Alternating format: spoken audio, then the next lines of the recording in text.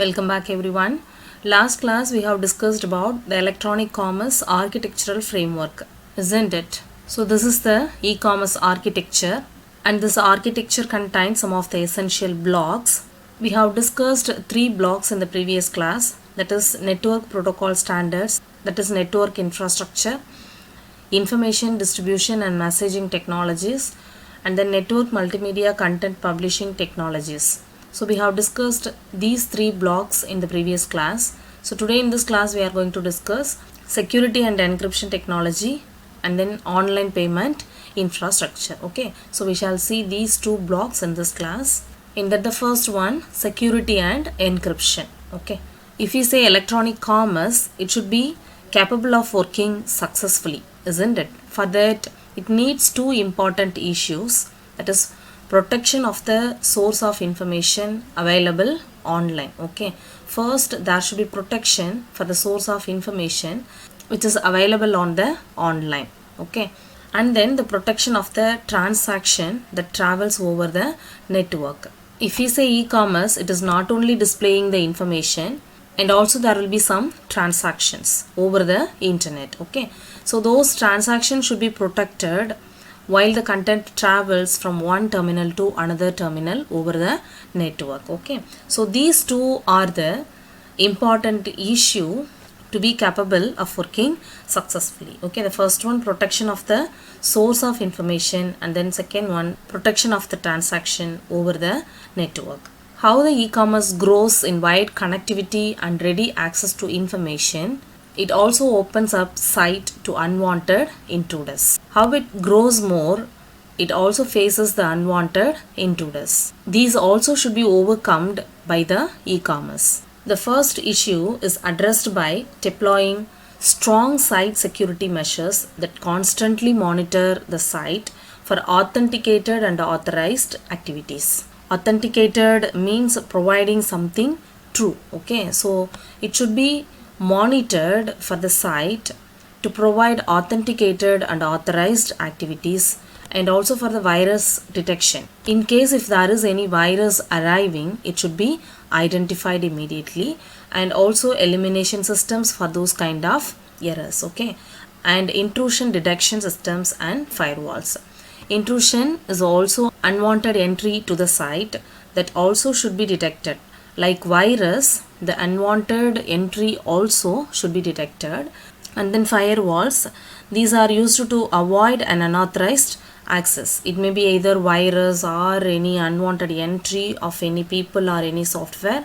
So those can be avoided by this firewall. Okay, so all these things should be available to provide a secured site for the users. Okay, the second issue of securing the transaction carried out over the network, which requires addressing several security and confidentiality related issues. Okay, the first issue is providing the security for the source of information, and then the second one, providing the security for the transaction. So the transaction is going to be carried out over the internet. It requires addressing several security and confidential related issues. Okay, so these two are very important. These confidential transaction or privacy of the transaction can be provided by using various encryption techniques. Okay, as we know, there are shared key and also public private key pair for the encryption techniques. It can be used for the confidential transaction or privacy of the transaction. Okay, where shared key encryption means it is an encryption which uses only one key for both encryption and decryption of the messages. Both sender and receiver are going to use a single key for the encryption and decryption. That kind of encryption decryption is called shared key encryption technique. And next one, public private key pair. That is nothing but there will be public key and then private key pair. Private key will be used privately by the sender and receiver. Public key is common for both sender and receiver. Okay, so this is also one kind of encryption techniques. So to provide confidential and privacy oriented transaction, we can use any kind of encryption techniques. Okay, actually in e-commerce, the transacting parties are software processes. They are actually not the real one. They are acting on behalf of trading parties. Okay, actually who may not even be familiar with each other. just they are interacting each other through the software process. So in that case, the infrastructure for identifying and authenticating transacting parties is essential in such an environment. Okay, if we do the exchange in person, we may have the authentication by seeing the people. Okay, we can ensure that this is the person to whom we are going to exchange our product. But while we do the exchange over the internet, everything is going to be done through the software. Okay, where the people may not know each other. In that case, the e-commerce environment can do the authentication using the digital certificates signed, issued by a trusted certification authority. Okay, these issues provide the quick move in executing e-commerce transactions, such as protecting the information available on the e-commerce site, privacy, secrecy, and tamper proofing. Tamper proofing is nothing but which does not recognize unwanted software. In case if there is any unwanted software like a virus, it cannot be recognized by this tamper proofing, but it detects changes in the protected software or its behavior. Okay, that is called tamper proofing of information flowing, which is on the wire. And non-repudiation. Repudiation is nothing but rejection of a proposal or any exchange or any idea.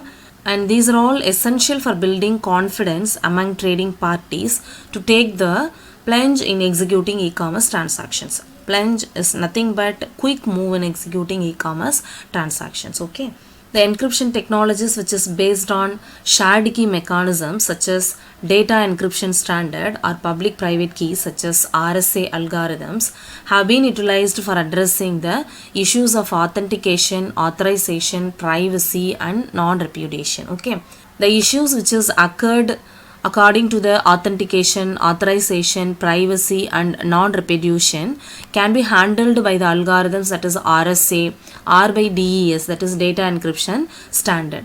These are the technologies of shared key mechanisms and then private public key mechanisms. Okay, and for authentication and identification mechanisms, digital certificates which is issued by the certification authority are used. Okay, and then security requires various toolkits, firewalls, and encryption products. In all the cases, the e-commerce should provide authentication, authorization, and security. Okay, for the authentication and identification, they are using the digital certificates, and for the security, they need some toolkits, firewalls, and also the encryption products. Okay, the next block is payment services. Once we accept e-commerce, where we are going to do online shopping, isn't it? Whatever it may be, once we use e-commerce, we should go with the online payment. Okay, it is a mechanism that facilitates an online financial exchange between concerned parties. The parties who are involved in the e-commerce over the internet can have the financial exchange over the internet. In case if the business is large and established one, which is deploying electronic data interchange for transactions, the banks have been supporting the electronic payment mechanism through the electronic fund transfer channel. Okay, we have discussed already about EDI, where the business can be established. In that case, the banks are supporting for the electronic payment. Okay, there are several scalable and flexible electronic payment mechanisms such as cash, check, and credit cards, but these are emerged essentially imitating traditional payment mechanisms. Okay, if we say electronic payment mechanisms which represent currency in the form of digital bits, in the electronic payment, the currency will not be as a cash, it will be in digital bits. So in that case, it requires a security and encryption mechanisms. Okay, once buyer arrives at the checkout counter on the online shopping of the website, the merchant website should be in position to offer multiple payment options that are convenient, safe, reliable, and widely accepted. You might have seen in the website while you purchase something over the online, there might be some possible payment options, isn't it? Credit card, debit card, and then cash on delivery likewise. Okay, so likewise, the possible payment option should be provided while the buyer arrives at the checkout counter, which should be safe, reliable, and widely accepted one. These kind of electronic payment mechanisms can be classified into three major categories. First one, prepaid. Second one, instant paid. Third one, postpaid. Okay, prepaid means we know that paying the amount before getting the product. Instant paid is nothing but immediate transfer of money between bank accounts. Okay, anyway, after paying we are going to get the product. Postpaid is paying the amount after getting the product. Okay, so these are the three major categories which are involved in the electronic payment mechanisms. Here we can say that eCash, DigiCash, NetBill and Mondex are some of the examples of prepaid electronic payment system. Likewise, the FSTC electronic check, NetCheck and CyberCash systems are some of the examples for postpaid electronic payment systems. Okay, so these are the thing about payment services. So in this class we have discussed the two more blocks of the e-commerce architecture, that is encryption and decryption, and then payment services. Okay, later we shall see the two more blocks of e-commerce architecture. I'll meet you next class. Thank you.